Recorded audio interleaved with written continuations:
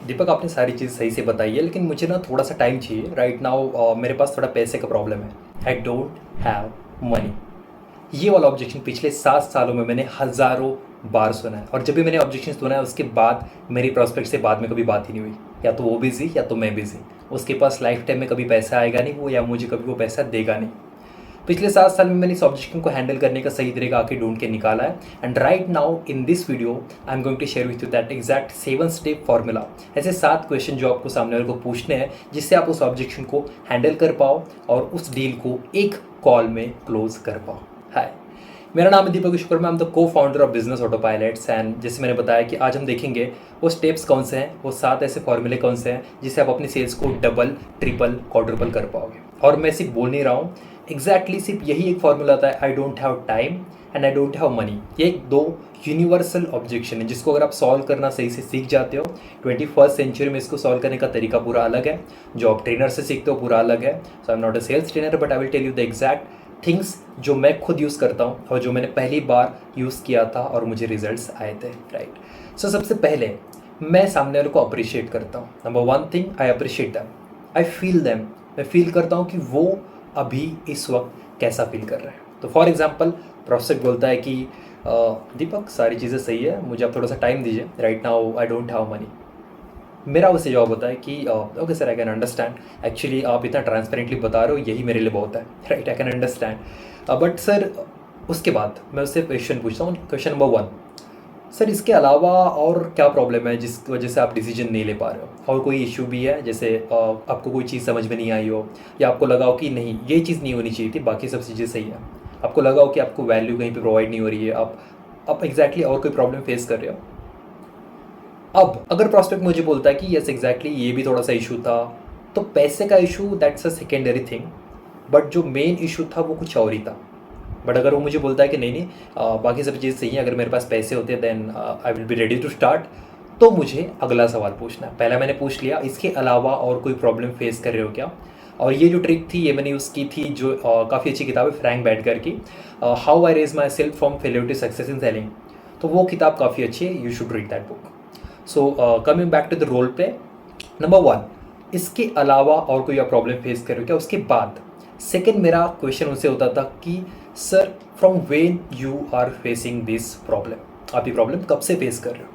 और फिर वो मुझे बताता था कि कोविड के बाद से फेस कर रहे हैं, 3 महीने पहले से फेस कर रहे हैं, 2 महीने पहले से फेस कर रहे हैं, 2-4 साल पहले से फेस कर रहे हैं। रियल रीज़न मैं आपको बताता हूँ इसके पीछे का रियल फैक्ट क्या है।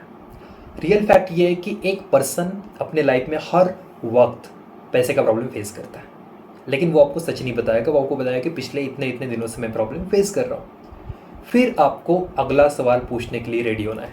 अगला सवाल है क्यों, क्यों आप ये प्रॉब्लम फेस कर रहे हो। Right, that's a very good question. आप ये प्रॉब्लम क्यों फेस कर रहे हो, why you are facing this problem. तब वो आपको बताएगा कि मुझे गाइडेंस नहीं मिला, मेरा एजुकेशन नहीं हुआ।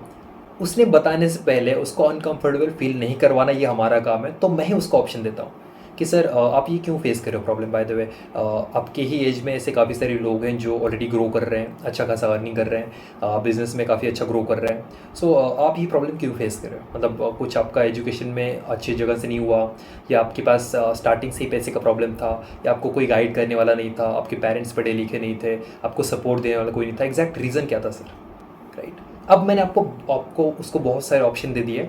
ऑप्शन देने के बाद now he is feeling comfortable, वो आपको बताएगा, आपको 2, 4, 5 सब बता देगा कि हाँ ये सारी चीज़ें थी, इसलिए मैं आगे नहीं बढ़ पाया। राइट, अब ये क्वेश्चन खत्म होने के बाद आपको उसको अगला सवाल पूछना है। अगला सवाल होगा इस प्रॉब्लम को सॉल्व करने के लिए आपने अभी तक क्या क्या चीज़ें ट्राई की। ठीक है सर, आप पैसे का प्रॉब्लम तो फेस कर रहे हो, बट पैसे का प्रॉब्लम सॉल्व करने के लिए आपने कोई कोर्स किया, कोई स्किल सीखी, बिजनेस में कहीं पे इन्वेस्टमेंट किया, आपने क्या क्या किया अभी तक। आपने कौन कौन सी चीज़ें ट्राई की, आपने डिजिटल मार्केटिंग किया, आपने सेल्स की टीम बढ़ा दी। Right, if this is businessman, अगर वो बिजनेसमैन है तो आपको इस तरीके के सवाल आप पूछ सकते हो। तो अब वो आपको बताएगा कि ये प्रॉब्लम सॉल्व करने के लिए उसने क्या क्या चीज़ें ट्राई की है। अब आपके पास 2-3 चीज़ें आपको मिलेंगी, आपको इनपुट्स मिलेंगे कि अगर उसने ट्राई की है तो उसने गलत चीज़ें ट्राई की होंगी, इसलिए वो प्रॉब्लम सॉल्व नहीं हुआ। अगर उसने ट्राई की है तो उसने सही तरीके से उस चीज़ को यूज़ नहीं किया, इसलिए उसका प्रॉब्लम सॉल्व नहीं हुआ। अगर उसने ट्राई किया तो उसको हेल्प करने वाला, गाइड करने वाला कोई नहीं था, इसलिए वो प्रॉब्लम सॉल्व नहीं कर पाया। तो पैसे का प्रॉब्लम है, इतनी जल्दी तो सॉल्व होने वाला नहीं है। ये सारी चीज़ें करने के बाद मेरा अगला जो सवाल उससे होता है वो होता है कि सर आपने आज इंक्वायरी क्यों की थी, why you have inquired today. अब वो मुझे बताएगा कि मैंने इंक्वायरी इसीलिए की थी क्योंकि मुझे ये प्रॉब्लम सॉल्व करना था, मुझे पैसे का प्रॉब्लम सॉल्व करना है, मुझे लगता है कि अगर मैंने ये किया तो ये मेरा पैसे का प्रॉब्लम सॉल्व हो जाएगा, राइट। मेरा पर्पज़ इसका यही था कि उसका पर्पज़ पूछना, उसको याद दिलाना कि भाई तूने इसीलिए इंक्वायरी की है क्योंकि तुझे सोल्यूशन चाहिए, तूने इसीलिए इंक्वायरी की है because you need a solution and I have a solution, मैं आपका ये प्रॉब्लम सॉल्व कर सकता हूँ, राइट। बट मैंने उसको बताया नहीं, I just want to confirm from their side कि मैं उससे सिर्फ क्वेश्चन पूछूंगा because people don't argue with their own decisions, that's what I believe. अगर मैं उसे बताऊंगा कि आपको ये करना है वो नहीं मानेगा, बट मैं उसको बताऊंगा कि सर आपको क्या लगता है, मैं उससे जब पूछता हूँ कि आपको क्या लगता है सर आपको ये करना चाहिए, व्हाट डू यू थिंक, अगर वो बोल रहा है कि हाँ मुझे करना है then he don't argue with their own decision, right. मेरा उससे अगला सवाल होगा कि सर आपको क्यों लग रहा है कि यहीं से आपको सोल्यूशन मिलेगा, आपको क्यों लगा कि यहाँ से वो आपको सोल्यूशन मिल सकता है, आपको क्यों लगा कि यहाँ से आपका वो प्रॉब्लम सॉल्व हो सकता है।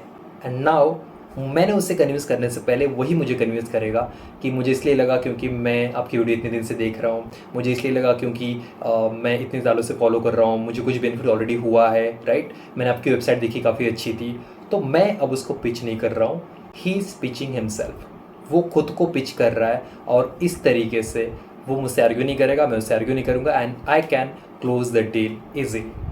अब मेरा आखिरी सवाल एक होता है, ये सारी चीज़ होने के बाद आखिरी मेरा जो 7 सवाल है वो है सर आपको क्या लगता है आपको कब से स्टार्ट करना चाहिए, what do you think, what should we do next, हमें क्या करना चाहिए, राइट। एक क्लोजिंग का सवाल होता है। ये करने के बाद 50% जो क्लाइंट होते हैं वो बोलते हैं कि ठीक है सर हम आज से स्टार्ट करना चाहते हैं and they do the payment, वो कहीं से एडजस्टमेंट करके पेमेंट कर देते हैं। कुछ लोग होते हैं जो बोलते हैं कि सर मुझे कहीं से एडजस्टमेंट करना पड़ेगा, तो उनका प्रॉब्लम सॉल्व करते रहो, टाइम पैसा ये सब ऑब्जेक्शन आने वाले हैं, इसके लिए आप रेडी रहो। अगर आप चाहते हो कि हम लोग टाइम के ऊपर भी ऑब्जेक्शन को हैंडल करें, टाइम को सॉल्व कैसे करना है, sir I don't have time, मैं बिजी हूँ, अगर आप चाहते हो इस पर भी वीडियो बने तो कमेंट बॉक्स में कमेंट कीजिए जिससे मैं इस पर आपके लिए वीडियो बना पाऊँ। अगर आप चैनल पर नए हो सब्सक्राइब बटन पे क्लिक करके बेल आइकॉन को दबा दीजिए जिससे आपको अपडेट मिलते रहेंगे। Thank you so much for watching this video.